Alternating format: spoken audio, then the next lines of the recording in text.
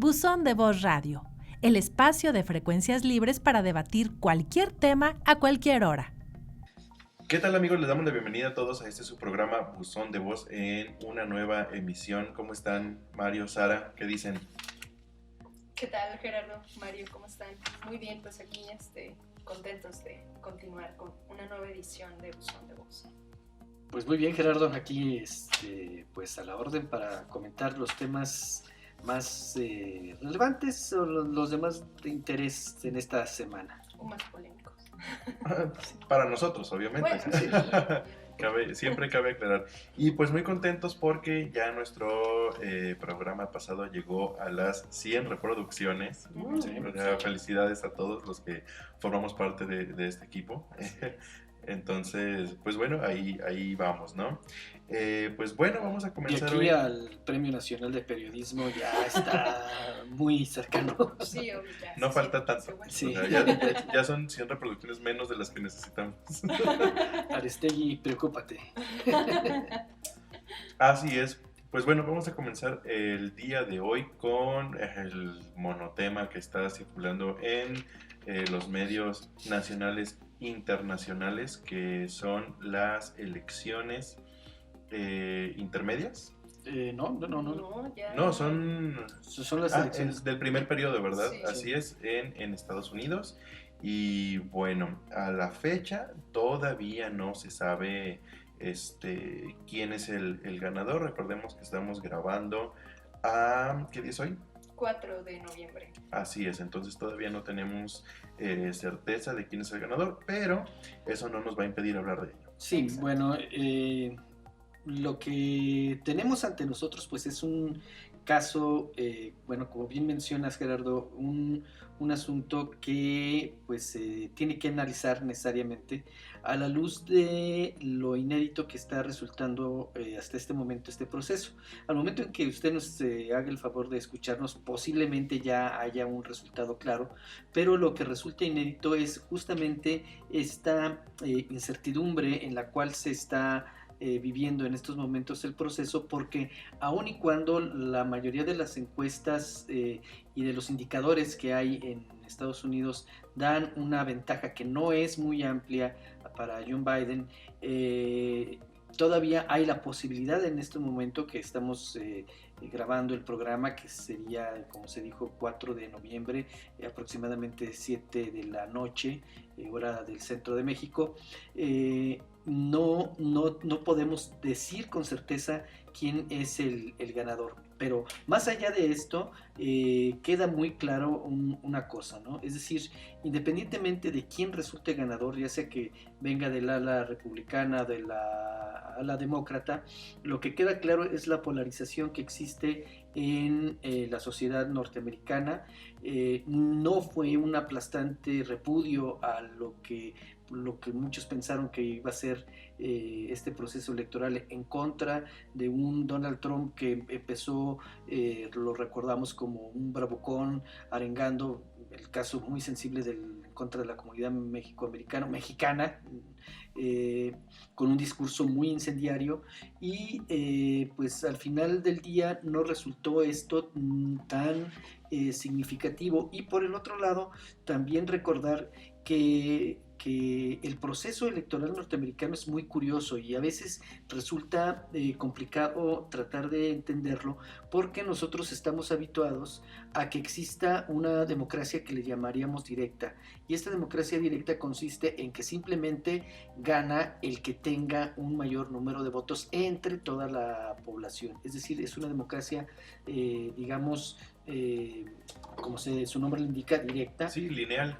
Y esto trae consigo una serie de aristas, ¿no? Por ejemplo, estas campañas, mítines masivos que se hacen en el caso mexicano, donde se tiene que convencer a la población en general para que salga, para que vote, y el que te obtenga el mayor número de votos, que puede ser uno, pues es el ganador. Recordemos el caso del año 2006, esa elección llena de controversias entre Felipe Calderón y el hoy presidente Andrés Manuel López Obrador, que por un margen muy muy estrecho se ganó. O el caso por hablar del caso de Estados Unidos, en el que Hillary Clinton obtiene un número muy alto de votos al inicio, sí, ¿no? un número muy mayor que su contendiente. En este caso era justamente Donald Trump. ¿Y qué es lo que pasa? Lo que pasa es que en Estados Unidos no se vota de manera directa, sino que el ciudadano vota directamente por el colegio electoral. Y cada estado tiene un determinado número de votos de esos electores que les llaman. Cada estado tiene un determinado número de votos y cada uno de esos electores vota por uno de los candidatos. Significa entonces que lo que eligen los ciudadanos norteamericanos es a su elector.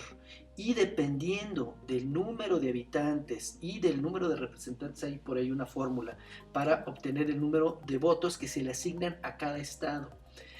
Y no todos los estados tienen el mismo número de electores. Sí, podríamos llamarle puntos. No todos los estados valen los mismos puntos. Exacto. Sí, ¿no? digamos que va más en un sentido porcentual que en números así como directos, ¿no? Algo también bien curioso es que, por ejemplo, si un estado vota su mayoría republicana, sí, todo el estado se considera republicano. Sí, claro. O sea, ahí todos los puntos del estado, los que valgan, se van hacia el lado republicano. No hay una diferenciación de tanto por ciento un partido y tanto por ciento otro no. Exacto. Pongamos un ejemplo, ¿no? El caso del que tiene el mayor número de votos electorales es California y tiene 55 votos. Y vamos a suponer que ahí es un supuesto, ¿no? Ahí por tradición siempre ha ganado, o generalmente gana el Partido Demócrata. Vamos a suponer que de esos 55 votos, 40 fueran demócratas y los restantes republicanos. En automático todos los votos se convierten en demócratas. Así es. Entonces ahí es una cuestión bastante, pues para nosotros acostumbrados a una... bueno, no voy a decir democracia, a un proceso electoral que es diferente, ¿no? Así es. Un proceso electoral, pues hasta cierto punto simple, pero aún así con todo y la simpleza, pues nos encargamos nosotros de hacerlo complicado. Claro. Y entonces esto significa que no por el hecho de contar los votos, ahorita, porque bueno, a lo mejor muchas personas en un momento dado se pueden ir con la idea de que de lo que se trata es de voto por voto. Bueno, sí se tienen que votar todos los votos para al final conocer estadísticamente y numéricamente cómo fue que se generó la elección, pero realmente lo que hay que esperar es que los estados, que todos los estados hayan sacado ya sus votos, su cantidad de votos se contabilicen y en estos momentos, al momento de esta transmisión, pues lleva una ventaja Biden, pero eso no significa que... sí, que sea que lleve la delantera o que vaya a ser el ganador. Que vaya a ser el ganador, porque puede darse el caso de que por ahí en uno de los estados se logre el número de votos suficientes para que Donald Trump gane. Exacto. Nos parece a nosotros un poco complicado. Yo entiendo que sí nos resulta algo como que no es así muy... pues claro, ¿no? Pues si tuvo más votos, pues ya fue el que ganó. Sí. Pero de todo se aprende y entonces los norteamericanos y particularmente Donald Trump parece como que ya aprendió mucho de su visita que tuvo por ahí primero con Peña Nieto en calidad de candidato y luego ya la recepción de Andrés Manuel López Obrador, porque ya salió, parece ahora sí como político mexicano, a decir que le hicieron trampa. A estos momentos ya está descalificando, está hablando de fraude y un escenario que en estos momentos lo estamos planteando nosotros ahorita, en este momento. Repetimos la fecha, 4 de noviembre. Ojalá no se judicialice el proceso electoral. Es Claro. decir, porque ya se está hablando de acudir a los tribunales. Sería realmente pues lamentable. Es una pérdida lamentable para el proceso democrático. Exactamente, bajo las reglas que ellos tienen, bajo los procedimientos que tienen, que por cierto se han cuestionado mucho de si son verdaderamente democráticos. Se han intentado hacer enmiendas constitucionales en los Estados Unidos para tratar de igualar, ¿no? El valor del voto. Sí, porque realmente los votos no valen lo mismo, ¿no? Claro. Entonces, pues, ¿quién decide? Pues deciden los que tienen California, Texas, Florida. Son los estados que realmente estarían ahí en disputa. Por eso las campañas presidenciales no son tan parecidas a las que tenemos en el caso mexicano. Así es, y bueno, cabe mucho aclarar, nuestra audiencia, nuestra ya ahora gran audiencia, que preguntará ¿por qué estamos hablando del proceso electoral en Estados Unidos? Bueno, porque recordemos que es nuestro vecino comercial número 1 en importación mexicana, y bueno, el día de ayer que fueron las elecciones, obviamente el mercado mundial, económicamente hablando, pues tuvo fluctuaciones, y la moneda que más cayó fue el peso mexicano. Sí, e independientemente también digamos, de las filias que pueda haber, republicanos, demócratas, más allá de eso, yo creo que sí es importante tener presente y darle seguimiento a este proceso, por principio, porque la relación bilateral México-Estados Unidos es la relación más importante que tenemos a nivel exterior, tanto en lo comercial como en lo político. Así es. Y no debemos olvidar también que estamos en un momento importante de la relación, donde se han hecho detenciones de alto impacto en Estados Unidos, y donde al parecer pareciera ser que es una especie como de pues ahora sí como de pacto entre los presidentes, donde el presidente Trump estaría teniendo ahí mucho que ver para estas detenciones en contra de altos funcionarios mexicanos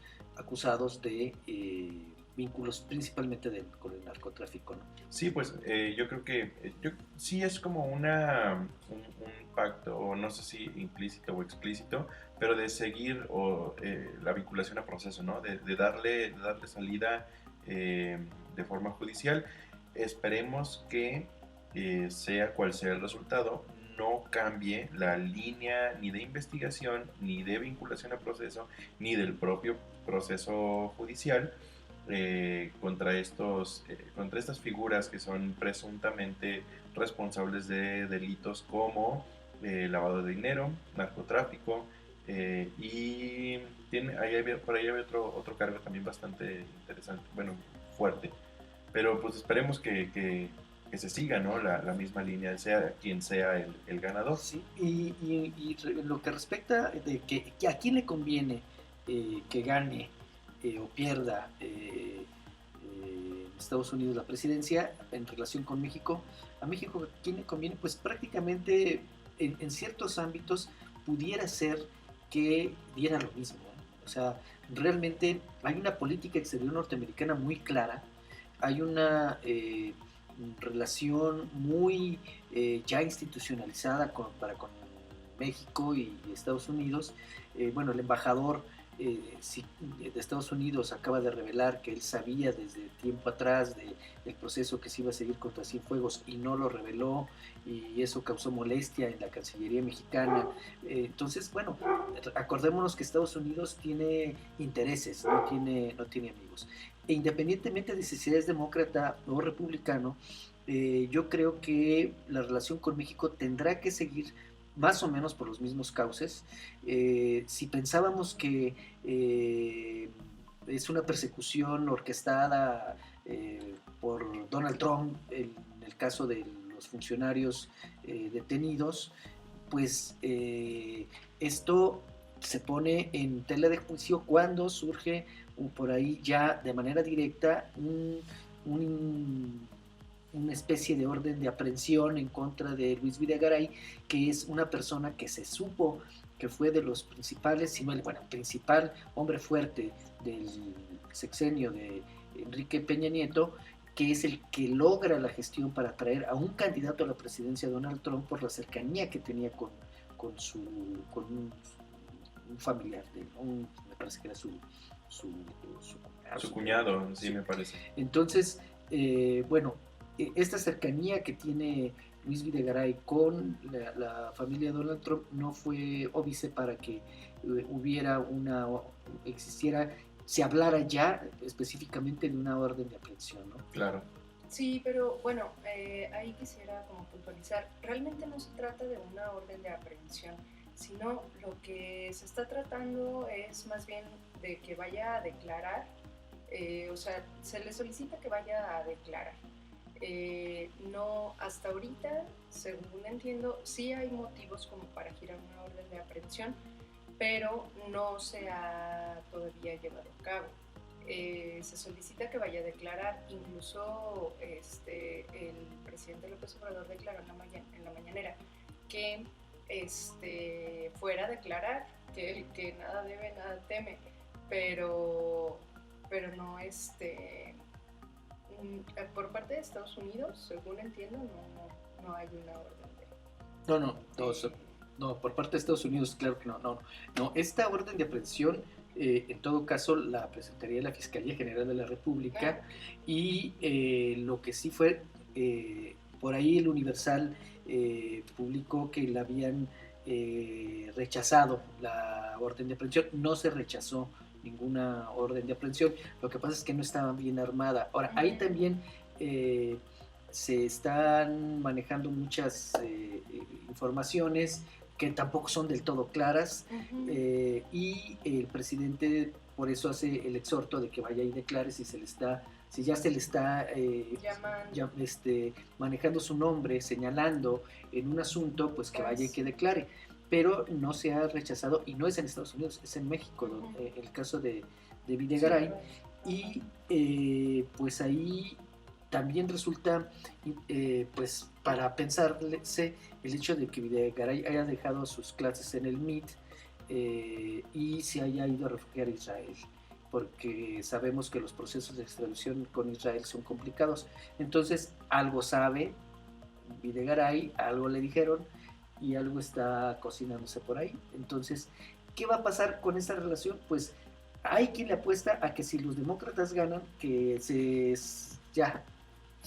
le dé carpetazo a los casos que están siguiendo en Estados Unidos y los casos de que se seguirán en México, pero todo parece indicar que no será de esa manera. Al menos lo que se vio con la relación con Barack Obama, pues si hacemos un balance objetivo, la administración de Obama y la de Donald Trump, pues al parecer fue, desde mi punto de vista, esto sí es una opinión netamente personal, me parece que fue más cercana a la de Donald Trump con López Obrador que la de Barack Obama con Peña Nieto. Sí, es muy evidente. Aunque bueno, también habría que hacer un balance, un análisis en cuestión de tratados, en cuestión de convenios, en cuestión de facilidad de las facilidades que se le dieron a México en cuanto a tratados, en cuanto a exportaciones, importaciones, en cuanto a aranceles. Habría que profundizar un poquito más allá.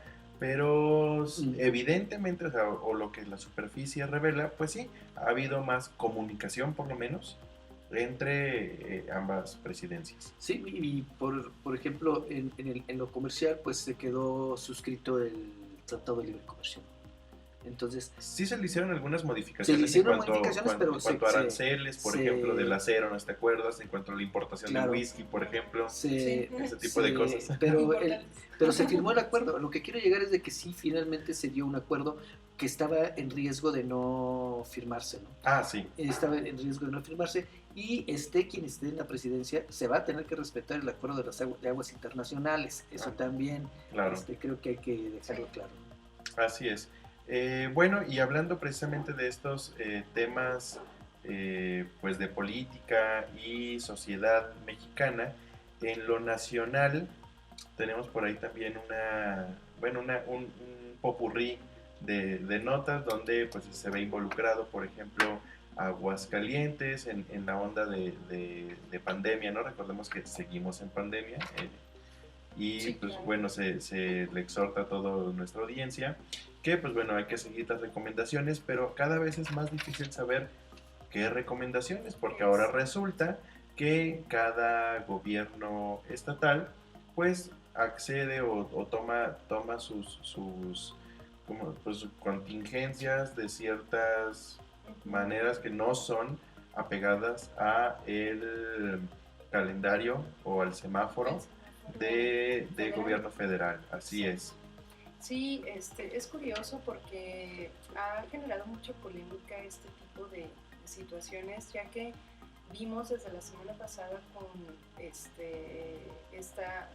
que generalmente son los mismos gobernadores, ¿no? Quienes están haciendo esto, no son como todos los gobernadores de todos los estados, sino particularmente un grupo de gobernadores de los cuales ya hemos hablado, que van como muy en contra o que no están de acuerdo con las este, decisiones que se han tomado a nivel federal. Entonces, particularmente yo señalaría a los gobernadores del pacto o famosísima Alianza Federalista, que son los que están ahora tratando de implementar su propio semáforo, que bueno, aquí el caso de Aguascalientes, que el gobernador de Aguascalientes sabemos que forma parte de este pacto federalista, él ya había mencionado desde un principio casi que él iba a llevar su propio semáforo, que prácticamente López-Gatell es un incompetente, etcétera, ¿no? O sea, estaba muy en contra de este, de este asunto y de este semáforo que se llevaba con López, o que se lleva todavía, se lleva obviamente con López-Gatell a nivel federal. Entonces, pues ahora ya desde la semana pasada empezaron a hacer como su propio semáforo. Ya hay quien lo implementó y bueno, se generó todo un caos por este tipo de situaciones que no previeron. Y una vez más lo digo, o sea, porque me parece que no están pensando en la gente ni en la salud de la gente, sino en sus propios intereses políticos, y eso es bastante negligente de su parte, ¿no? Sí, por ejemplo, el caso de Jalisco que implementó un llamado botón rojo, Sí. que de un día, bueno, de un fin de semana para, creo que fue de un sábado para un lunes, Uh-huh, sí, eh, así es, cerraron de tajo muchísimas actividades, se limitó el transporte público, que bueno, conforme fue pasando el tiempo, se fue restableciendo con las medidas, creo que pues pertinentes, pero ahora se dio como un brinco enorme hacia atrás, donde el transporte público, donde las actividades al aire libre de nuevo, donde los trabajos, donde las actividades comerciales, pues bueno, cesaron, creo que fue totalmente, ¿no? Entonces, esto crea, pues obviamente, un descontento en la población y crea incertidumbre, crea excesos de información y esto no está siendo coherente con las medidas que el gobierno federal está dictando, puesto que Jalisco está en estos momentos en el semáforo nacional en un color naranja, donde, pues bueno, hay ciertas medidas bien especificadas donde ni el transporte público debe seguir funcionando con medidas sanitarias adecuadas, donde el comercio puede seguir funcionando hasta cierto punto. Entonces, pues bueno, esto crea desestabilidad en la población y como bien dices, se nota que es un berrinche, vamos a llamarlo así, pues Sí, para mí lo es, creo que sí. donde quien sufre, pues es la población, ¿no? Y es lamentable ver las consecuencias de eso, en contraposición con, por ejemplo, Aguascalientes, donde incluso ya los senadores, me parece, Sí. el Senado redactó una carta donde nos exhorta como muy puntualmente a seguir las recomendaciones del gobierno federal, porque lo comentábamos en la transmisión pasada, ha habido maratones, ha habido partidos de fútbol con público, en meses pasados se dio la famosa ruta del vino, donde un negocio obviamente de gobierno del estado, pues se dieron la concentración masiva de personas de nueva cuenta. Entonces, ya se nos llamó, ya nos jalaron otra vez las orejas, porque no es la primera vez que lo hacen, ¿eh? Y es que creo que no nos han dejado de jalar las orejas. Pues es que no entendemos. Ajá. Sí, yo creo que aquí, fíjate, yo creo que sí hay un buen ejemplo de cómo es que se maneja un federalismo en relación. Voy a tratar de cruzar los dos temas, el tema de la elección norteamericana con el tema de este grupo de gobernadores federalistas. Habíamos pasado por alto el hecho de que cada estado en la Unión Americana tiene un determinado número de votos electorales, un determinado número de votos. Ahora, la manera como se organizan internamente cada uno de los estados para elegir a sus electores, eso lo decide cada estado. Es decir, cada estado tiene la facultad de decidir los procedimientos mediante los cuales va a ejercer su sufragio para elegir a los famosos electores. Bueno, ahí se entiende que hay un respeto por la autonomía de cada uno de los estados de la federación, pero al final del día están respetando el acuerdo federal de enviar su dictamen, digamos, ¿no? Su número de su votación. Se respeta el pacto federal. Ahora, el caso de los gobernadores que hablan de este famoso pacto federalista, de esta alianza federalista, ¿qué es lo que está ocurriendo? Lo que está ocurriendo es una negación a aceptar asuntos que son de interés de seguridad nacional, como lo es el manejo de una pandemia.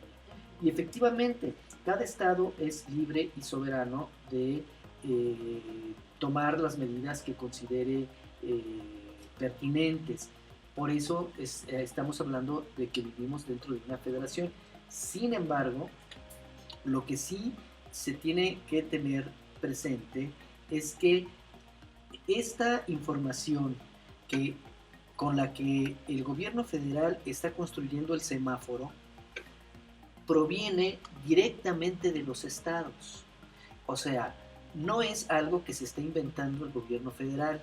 Luego entonces, ¿cómo te explicas que el gobierno federal, con la información que le hacen llegar los estados, emita una recomendación y con supuestamente la misma información, el estado lance una recomendación distinta a la que se maneja en el gobierno federal? Uno no quisiera, pero lamentablemente los signos van para allá, apuntan hacia allá, pensar que lo que esta famosa alianza federalista lo que busca es boicotear las acciones de salud que está implementando el gobierno federal. Y si ese fuera el caso, pues sería una situación bastante, perdónenme el término, bastante miserable, porque es jugar con la vida y con la salud de las personas. Para mí el problema es que después de tomar estas decisiones como Estado, se quejan de que el gobierno federal no manda, por ejemplo, apoyos en salud, que sus sistemas de salud están saturados, que no tienen los medicamentos, las camas, los ventiladores, que recordemos aquellas críticas donde no había ventiladores y todo este rollo, ¿no? Pero a final de cuentas no puede ser todo causa ni efecto de gobierno federal. O sea, bien lo dices, el gobierno federal solo toma lo que los estados le reportan. Sí, pero lo que me parece muy lamentable es justamente ese doble discurso. Bueno, no me sorprende los calientes, ¿verdad? Que siempre ha sido tan doble moral, doble todo. Pero lo que me molesta mucho es este doble discurso de, ay, es que se hacen los sufridísimos porque no tenemos el presupuesto que nos habían dicho, no nos han dado presupuesto, no tenemos camas, no tenemos medicamentos, y eso le corresponde al gobierno federal. Pero por otro lado salen y declaran, no, en Aguascalientes todo está muy bien, claro que no estaremos por pasar otra vez a semáforo rojo, ni siquiera están saturados los servicios de salud para atender COVID, tenemos muchísimas camas disponibles, estamos al 30% de capacidad. O sea, no entiendo por qué esta necedad, porque me parece una necedad, de querer contrariar al gobierno federal y entonces justamente salir con este doble discurso de decir, claro, en asuntos de COVID estamos muy bien, no hagan caso al gobierno federal, pero en otros asuntos estamos súper mal, el medicamento de manera normal está agotado, etcétera, y sí señalan al gobierno federal. O sea, me parece totalmente irresponsable y que no aporta nada para llevar una buena relación entre el gobierno federal y el estatal, y sobre todo en beneficio de los ciudadanos. Sí, que era lo que comentábamos la transmisión pasada. No hay una línea clara de comunicación entre presidencia y gobernadores. Y yo creo que tendrían que resolver esas diferencias en aras de la salud del pueblo, ¿no? Sí. Pero bueno, es una opinión que yo creo que Yo compartimos creo que un grupo de todos, ¿no? WhatsApp ahorita les quería muy bien. Así es. Entre gobernadores. Sí. Silenciado por un año. Alfaro ha dejado la sesión. Sí, salió del grupo. No, yo lo que preguntaría en todo caso sería, a ver, ¿la pandemia es un asunto de un estado o de toda la federación, o de De todo hecho, el de país? todo el mundo. ¿De quién es Así responsabilidad? Para el caso de México, ¿de quién es responsabilidad? Desde todo el país. Entonces, aquí hay un principio básico que se tiene que respetar. Quien tiene la responsabilidad tiene la autoridad. Así es. Si es un asunto de responsabilidad del gobierno federal, entonces el gobierno federal es el que tiene la autoridad. No es un asunto que le compete únicamente a San Luis, a Jalisco, a Colima, a Chihuahua, a Aguascalientes. Es un asunto de la federación. Por lo tanto, es su responsabilidad. Y en ese sentido, la autoridad es el gobierno federal. Claro que somos libres y soberanos los estados de tomar las medidas, pero lo más prudente, lo más conveniente es apoyar, coadyuvar con quien tiene la responsabilidad. Pero claro, esto ya suena a politiquería cuando las medidas que surgen o las iniciativas que surgen del gobierno federal, esta alianza federalista se dedica a atacarlas, a criticarlas, y lo peor del caso es que sin una argumentación clara. Y esto lo que nos lleva, tú lo mencionas como una falta de comunicación, pues pensaríamos más bien una falta de coordinación, porque sí se podría en todo caso tener un semáforo digamos pues local, estable y funcional a nivel pero estatal. obviamente no puede de ninguna manera estar en oposición a lo que marca la federación. Si tú mismo eres quien está alimentando con esa información al gobierno de la República. Y finalmente señalar que se han visto imágenes en las redes sociales producto de esta falta de coordinación que deja muy mal parado a todos. Es un perder-perder. Sí, claro. Porque la gente es finalmente quien paga las consecuencias. Enrique Alfaro en Jalisco pone por su voluntad, porque prácticamente es por su voluntad, Sí, por supuesto. una especie de estado de emergencia donde el transporte público ya no circula a determinadas horas, cuando hay actividad comercial, Y tampoco el cuando... privado. Sí, entonces...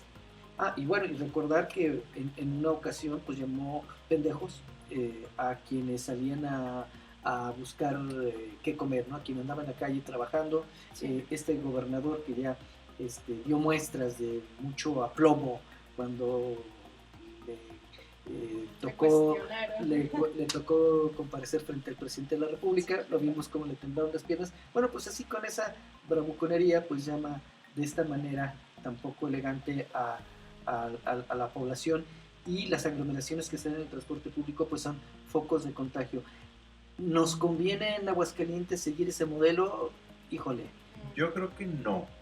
Claro que no, porque No, para nada. hemos hablado aquí en varias ocasiones de que uno de los principales problemas de Aguascalientes es el transporte público. Así es. Claro. Sí, de por sí. Ahora, ¿lo vas a restringir? ¿Qué actividades económicas más vas a restringir? Porque la gente va a tener que salir a trabajar. Claro. Por supuesto. Sí, eso, fíjate que yo creo que es yo lo catalogaría con este término que se llama ceguera de taller, que es como cuando tienes ahí una lata de cerveza tirada en tu departamento y dura ahí 3 semanas, no es porque no la quieres levantar, es porque ya no la ves. Llega un punto en el cual que se vuelve un problema invisible. Parte del paisaje. Así es, y yo creo que no se está tomando en cuenta como las labores de la población. Como la población tiene que salir a buscar el sustento, pues es un problema tan longevo, tan añejo, y que pues deja de ser visible en muchas ocasiones. Recordemos que ha habido, o más bien siguen las obras en los ejes viales aquí en Aguascalientes, y pues son cuadrillas de trabajadores completas que cómo le harían para llegar a su lugar de trabajo, ¿no? O sea, o por ejemplo el sector, recordemos que Aguascalientes es el 70% de su actividad comercial, pues es en las empresas. ¿Cómo le harían estos obreros de las plantas automotrices para llegar a las 6:30 a su trabajo, ¿no? Cuando no hay un transporte público, cuando está restringido, o sea, son problemas que existen, pero lo único que hacen es ponerle curitas a una herida de bala, ¿no? Exacto, porque aparte, bueno, el problema viene como mucho más de fondo también en esta cuestión del transporte público, porque también hay que recordar que Aguascalientes ocupa de los primeros lugares en los como estado en el que por cantidad per cápita tiene mayor uso del automóvil. Entonces también todas estas obras, todas estas acciones se están tomando considerando a la gente que tiene automóvil, o sea, está privilegiando también a una cierta clase social que tiene posibilidad de tener un automóvil y que no le afecta que el transporte público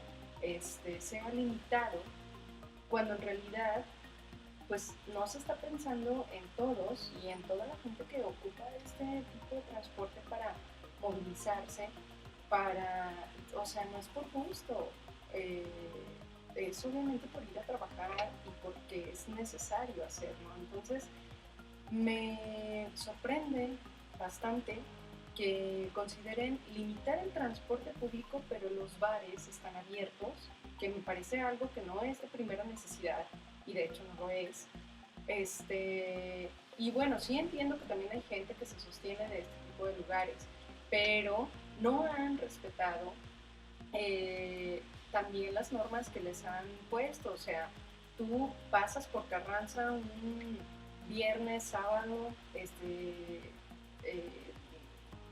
y están los lugares a más del 50%, hay gente esperando afuera, no tienen cubrebocas, o sea, y ves claramente, porque también hay algunos lugares que no tienen las medidas de sanidad que se han implementado, ¿no? Entonces, no se está cuidando todo este tipo de cuestiones, y como para encima limitar otro tipo de actividades me parece muy irresponsable, y que no sé bajo qué criterios están tomando estas decisiones. En todo caso, a mí me parece que estamos bajo el peor escenario, y no es para sonar ni catastrófico, ni apocalíptico, pero la verdad es que sí tenemos un panorama bastante pues incierto, o más bien un panorama poco alentador.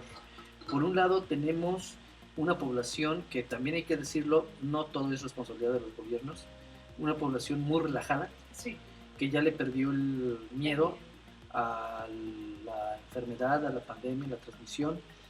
Y por el otro lado, este afán de negación a seguir las indicaciones del gobierno central, del gobierno federal, y por el otro lado, políticas bastante equivocadas, muy equivocadas, respecto a los eventos públicos que tienen responsabilidad directa con los gobiernos estatales y municipales. Podríamos resumirlo todo en una falta de conciencia tanto de la población como de nuestros gobernantes. Y hablando de falta de conciencia, para distanciarnos un poquito, caminarle 2 pasitos hacia atrás a este tema de la pandemia, porque bueno, sabemos que cualquier recomendación que se haga ya se toma como regaño de papás y adolescentes, ¿no? O sea, ya nos estorba. Pero hablando precisamente de esta falta de conciencia, aquí en Aguascalientes se dio ahora con estas fechas de celebración y de homenaje hacia nuestros muertos, se dio una noticia, bueno, una nota que pues sí es muy hidrocálida. Me gusta mucho, mucho hablar de este tema porque se creó controversia a partir de una imagen basada en la iconografía o la gráfica de mi grabador favorito, José Guadalupe Posada. Yo pensaba que ibas a decir Andrés Vázquez. No, o sea, sí, saludos a mi maestro Andrés, lo quiero mucho, pero bueno, deja que... Sí, en otra ocasión hablaremos. Es más, luego lo invitamos, Sí, a ver qué dice. Sí, mira, desafortunadamente luego las notas que Aguascalientes da a nivel nacional no son las notas más, pues, halagadoras, ¿no? ¿Qué es lo que sucede? Bueno, pues lo que sucede es que el Instituto Cultural de Aguascalientes, a través de la Dirección de Promoción y Difusión y la Galería El Obraje, organizaron una expoventa de obra gráfica.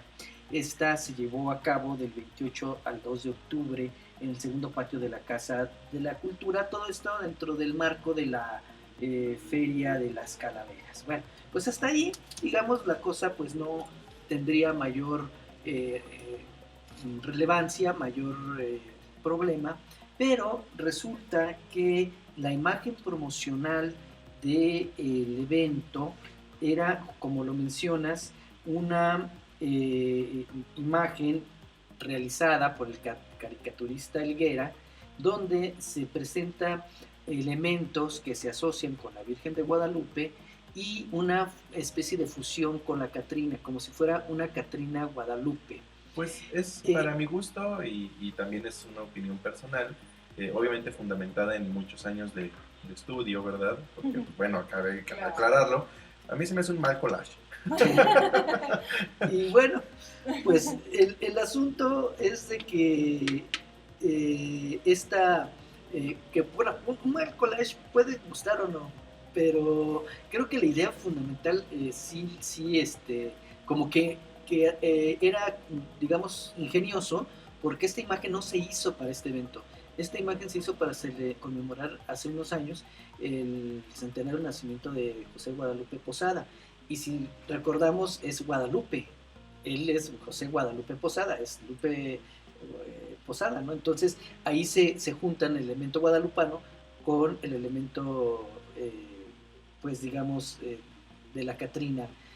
Como comúnmente sí, como se le conoce, que no es más que la garbancera, y es Diego Rivera quien la bautiza como la Catrina, así es. Recordemos que, bueno, para contextualizar un poquito, en Aguascalientes tenemos, bueno, primero esta iconografía de José Guadalupe Posada muy arraigada, porque, pues bueno, además de ser muy controversial, además de ser muy icónica y distinta, o distinguirse de lo que en la época se hacía en el país, pues tenemos también como orgullo, ¿no? Orgullo de poseer este tipo de obras, y quien ha tenido la fortuna de visitar Aguascalientes, entrando por la salida a México o la entrada de la carretera número 45, puede ver en una obra bastante grande de acero recortado esta imagen de comúnmente conocida como la Catrina, enorme, ¿no? Son como 7 metros por 4 metros, una cosa así, lo cual me causa mucha gracia porque si tienen la fortuna de visitar el museo de José Guadalupe Posada, vamos a ver que la obra original, pues en realidad cabía en un tabloide, ¿no?, de periódico, que fue donde originalmente se publicó, en una gaceta, y que mide aproximadamente unos 15 centímetros por 7 centímetros, una cosa así. Es pequeña, digamos. Sí, pequeña en formato. Pequeña en tamaño, pero muy grande en significado. Y precisamente, o sea, lo comentas, sí hay puedo reconocer que hay un trasfondo como analítico a partir de esta obra, esta fusión de la imagen de la Virgen de Guadalupe, perdón, y la Catrina de Posada o la Garbancera de Posada, pero el revuelo que se dio fue a partir de que la descubren, o sea, después de algunos años, la descubre nuestras autoridades del clero. Sí. Pues lo que sucede es que, bueno, esta imagen, para promocionar esta venta de grabados, el Consejo de Laicos de la Diócesis de Aguascalientes envía una carta bastante, términos, digamos, poco fuertes para algunos, pidiéndole a la directora del Instituto Cultural de Aguascalientes que se retire esa imagen en particular, porque en el sentir de ellos, pues ridiculiza un objeto de devoción, un objeto de culto, un objeto de veneración, y que pues se sentían ofendidos. Y entonces ahí es donde se da esta polémica, que por lo demás, bueno, pues en las redes sociales movilizó mucho las opiniones para un lado, las opiniones para el otro. Había quienes salieron por principio, quien salga a desgarrarse las vestiduras por cualquier causa, sea la que sea, yo creo que por ahí algo no camina bien. Pues habla de una carencia. Entonces salieron por ahí algunos medios a envolverse en la bandera, y hablo de los medios tradicionales porque los medios que estamos en las redes sociales pues es otro manejo, ¿no? Claro. Pero en los medios tradicionales, sobre todo locales, por principio no lo tocaron el tema, no sé si lo tocarían, pero eso simplemente no fue tema. Fue irrelevante. Bueno, no fue tema, pero el Universal sacó notas pero ese tema. Sí, pero yo hablo de los locales, ¿no? Los locales prácticamente no fue tema. Pues, y a nivel nacional sí fue tema, tan fue tema que el astillero Hernández pues hace un enlace, ¿no?, con Adrián y Gerardo, que le mandamos un saludo de la Chinaca Aguascalientes, sí, para que le explicara sobre esto. Y es curioso que no van con los periódicos, digamos, de los medios tradicionales, ¿no? Van con la gente que está en las redes sociales informando.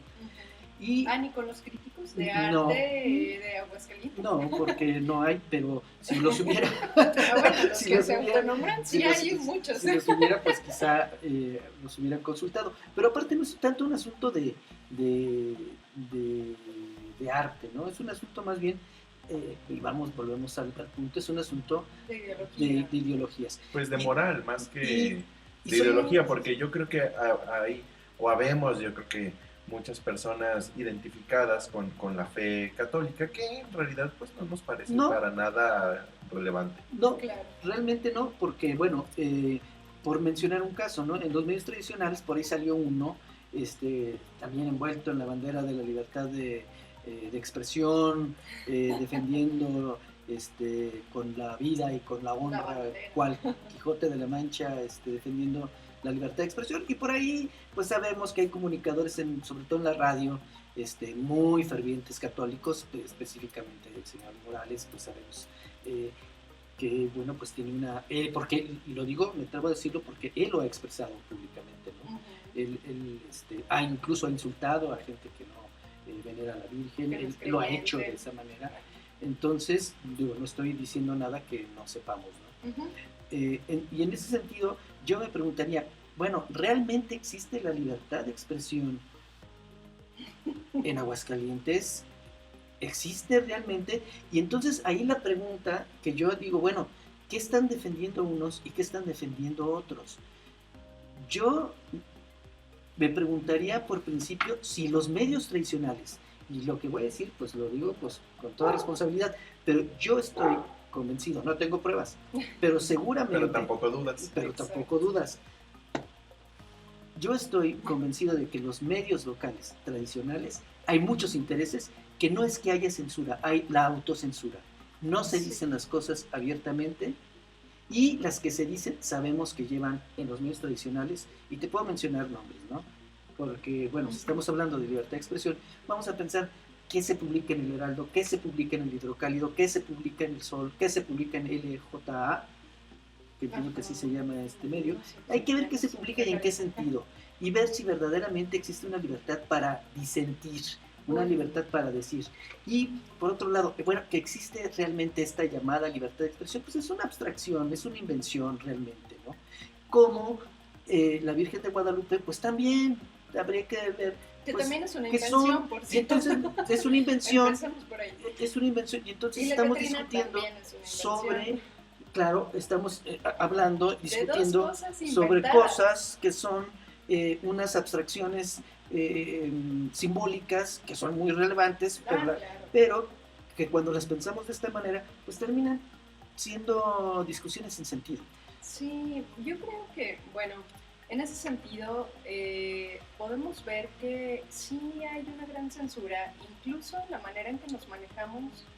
Por ejemplo, en nuestros propios Facebook personales, o sea, no falta la persona que se siente ofendida por una cosa que tú digas, y que no esté de acuerdo, o si no coincides en ideología con una persona, ya eres como un idiota o un incomprendido por la sociedad. O sea, hay ya un ataque en automático cuando no coincides en ideología con alguien.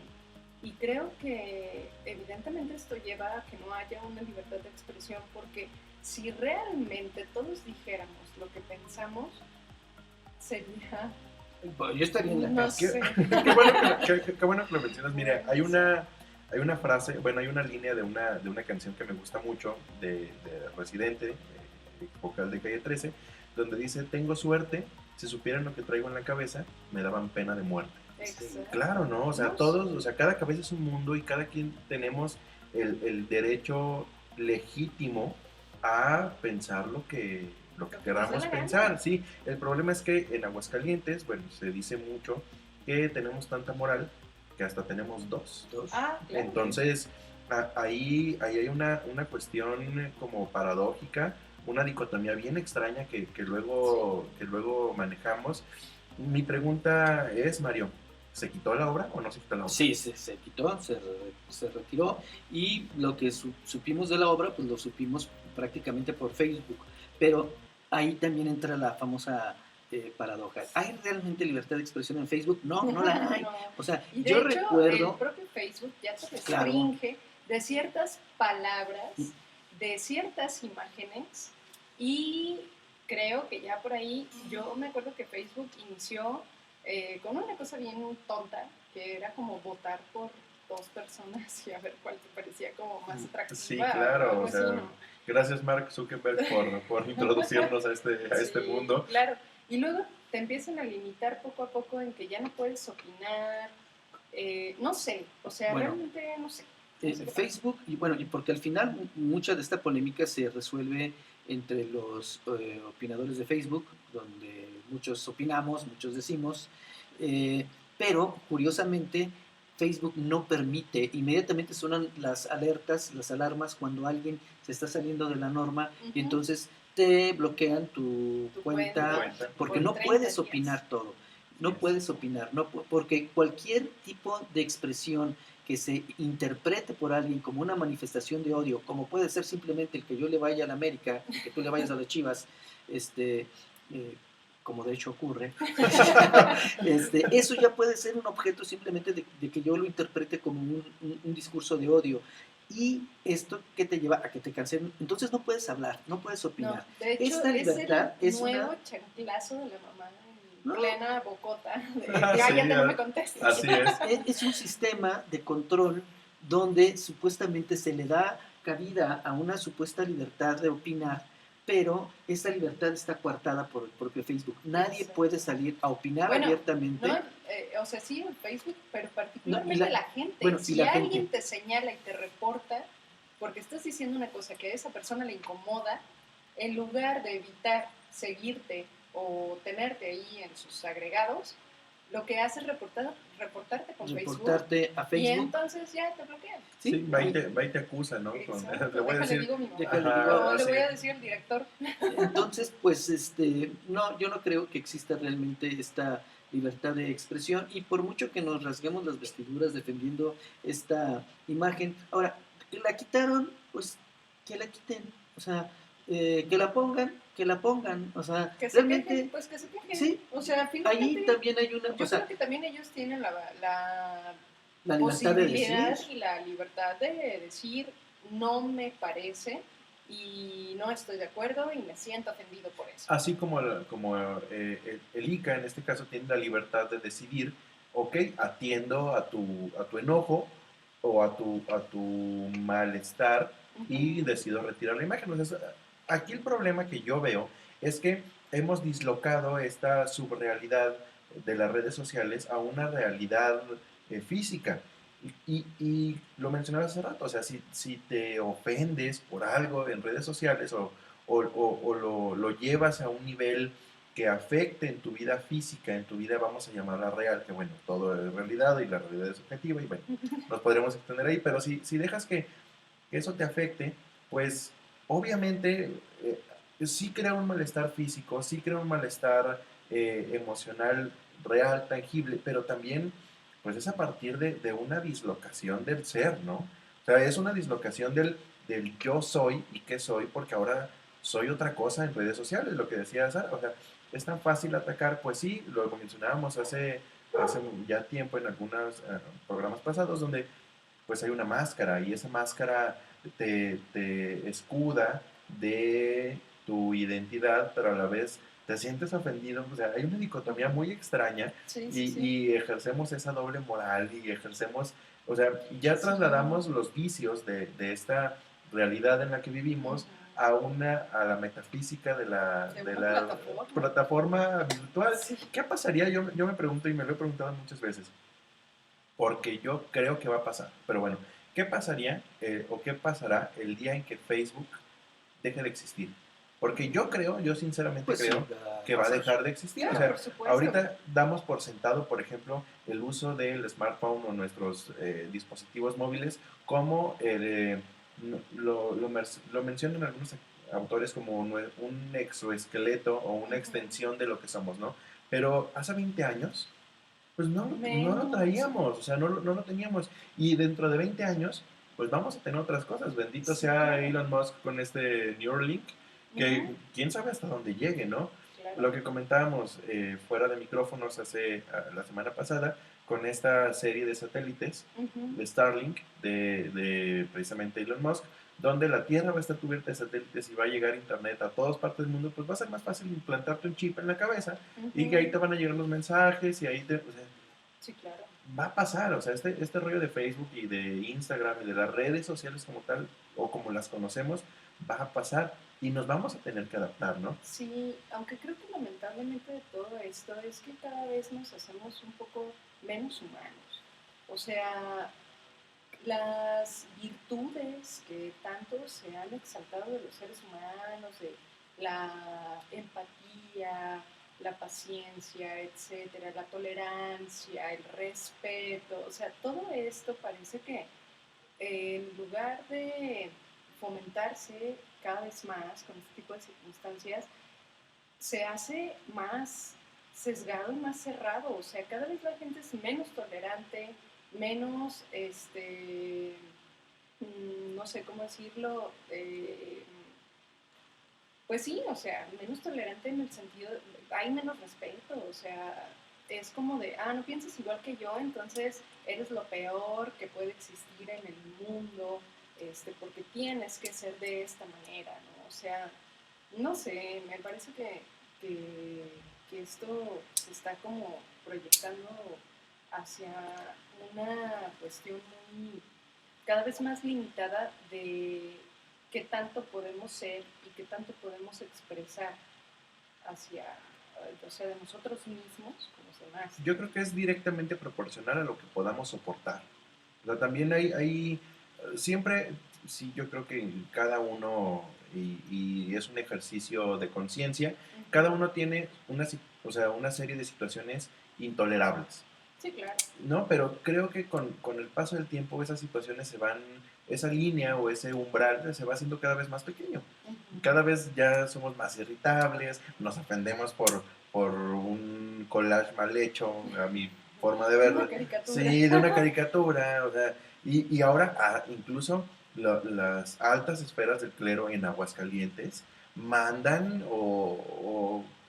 pues publican su inconformidad ante eso. Es como, creo que tienes cosas más importantes de qué preocuparte en tu propia institución Claro. que esa, ¿no? Porque, por ejemplo, si hablamos de que ahora la iglesia interviene en cuestiones artísticas, si lo digo entre comillas, Más bien cultural. bueno, sí, culturales, pues finalmente el Vaticano es de los que tiene el mayor número de obras de arte de todo el mundo, y creo que es en lo que deberían preocuparse, por ejemplo, al cuidar las obras que tienen en cada una de las iglesias, que no lo hacen y que las descuidan, y que por principio es una cosa muy hipócrita, porque entonces, ay, pobrecita la Virgen de Guadalupe, porque la ponen como calavera, cuando en realidad ni siquiera se fijan o ni siquiera quieren restaurar las obras que tienen y que se mantengan de manera casi original, la pintura original que deben llevar los templos, etcétera. O sea, han hecho un montón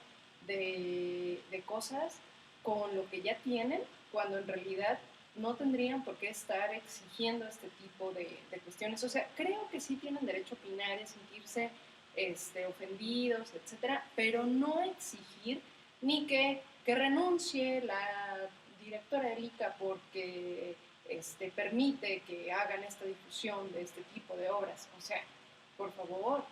Y bueno, pues finalmente yo creo que hay mucha tela de dónde cortar, tanto de los defensores de la libertad de expresión como de los intolerantes religiosos. Y Bueno, aquí estaríamos ante extremos, extremos, porque también hay fanáticos en uno y en otro lado. Exacto. Es decir, hay fanáticos de la libertad de expresión donde, repito, se desgarran las vestiduras y se echan ceniza en la cabeza porque se atrevieron a censurar o porque alguien externó una opinión. Aquí lo interesante para mí sería si se toman decisiones por presiones de grupos de interés, como es en este caso, eso sería no tanto de si este consejo de laicos, ¿no? Que no sé quiénes sean, pues tienen derecho a opinar y tienen derecho a decir, pero la autoridad de hacerles caso es otra cosa. Ah, claro. Es otra cosa. Y en ambos casos yo creo que haría bien un ejercicio que yo veo en ambos extremos y que no se tiene. Una fuerte autocrítica y sentido del humor. Sí, pues. Y ahí Siempre. vas reconociendo quién es un fanático, ¿no? Cuando Sí. ante sus causas no ejerce la autocrítica y no se lo toma un poquito con sentido del humor, ¿no? Así es.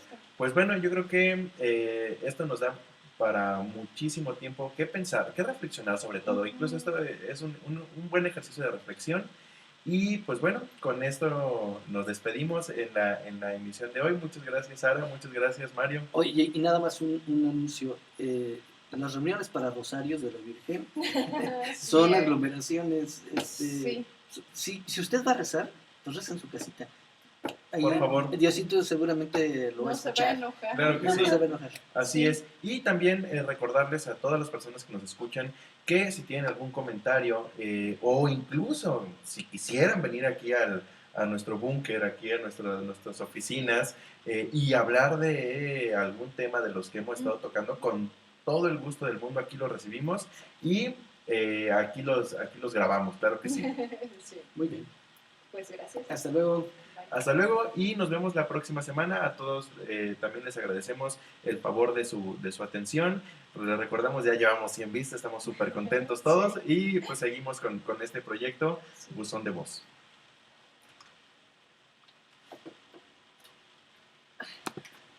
Ay, me sudaron las orejas.